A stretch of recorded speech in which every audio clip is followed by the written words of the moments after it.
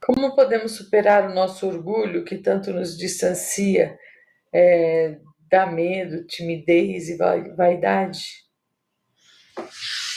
Primeiro, entendendo que somos todos absolutamente iguais, não é? De origem pequena e acanhada, e ainda estamos tão necessitados dos mais velhos para poder atravessar a rua, subir a escada, andar de elevador.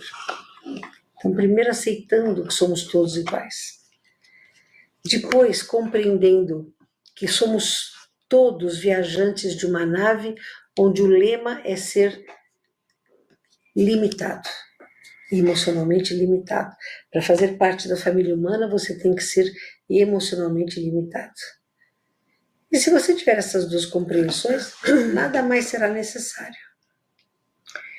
As variações da ressonância Schumann influenciam na psicosfera da Terra? Influenciam na